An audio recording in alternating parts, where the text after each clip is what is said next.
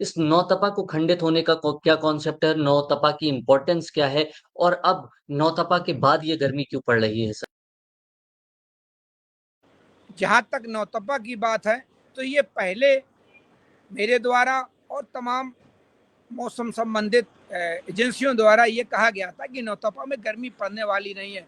उसका कारण था कि जो अरब सागर से नम हवाओं का आगमन पूरे हमारे मध्य प्रदेश, गुजरात और राजस्थान, दिल्ली और हमारे उत्तर प्रदेश के दक्षिणी इलाकों में हो रहा था।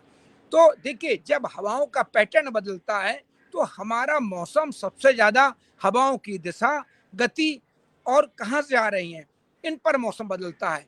तो जब अरब सागर से हवाएं आने लगी, उनसे मॉइस्चर फीड पूरा थ्रो होने लगा। तो जब मॉइस्चर फीड आएगा तो आप समझिए पूरे बादल बनने की संभावना होती है और बारिश की गतिविधियां चालू हो जाती हैं। फिर इसके बाद उत्तर पश्चिमी हवाएं आई। तो ये कहा जाता है नौतपा में कि जब नौतपा नहीं तपता है तो बारिश और मानसून थोड़ा प्रभावित होता है या मानसून थोड़ा कमजोर रहता है। देखिए, जो ये कहावतें हैं, ये पुराने जो हमारे उस समय के किसान थे और वो वैज्ञानिक तक से काम करते थे और उन्होंने एक एक फसल को 30 से 40 साल तक बोआ था।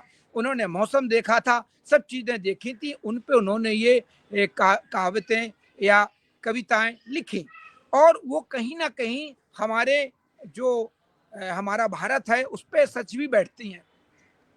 देखिए, लगातार आप देखिए, जो मानसून एरेटिक हो रहा है और मानसून का बारिश का जो पैटर्न है वो बदल रहा है। एक्सट्रीम इवेंट्स हो रहे हैं।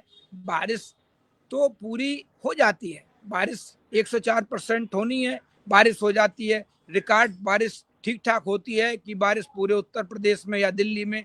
लेकिन आप देखिए, जिस तरह से दिल्ली में एक बार 96 और 94 मिलीमीटर बारिश 2 घंटे में दर्ज की गई, कानपुर में एक दिन में 2 घंटे में 24 मिलीमीटर बारिश दर्ज की गई। ये जो एक्सट्रीम इवेंट्स की बातें हो रही हैं बारिश की, वो वो बस दिक्कत करती हैं। और आगे आने वाले हमारे किसानों के लिए, हमारी खेती के लिए और हमारे जनमानस के लिए ये निश्चित रूप से दिक्कत तलब है। लेकिन अब हमारा मौसम विभाग इतना जल्दी फोरकास्ट देता है कि भाई अगले 24 घंटे में इस तरह की बारिश होनी है, तो अब हम भी मिलीमीटर में बारिश की घोषणा करते हैं कि अगले 24 घंटे में 8 मिलीमीटर बारिश होगी या 80 मिलीमीटर बारिश होगी।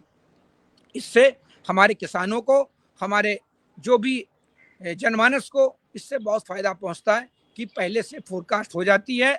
और ये फोरकास्ट लगातार आप ऐसे सामान्य चैनलों से, हमारे जो है डिजिटल मीडिया है उसके द्वारा, अखबारों द्वारा सभी जगह दी जाती है।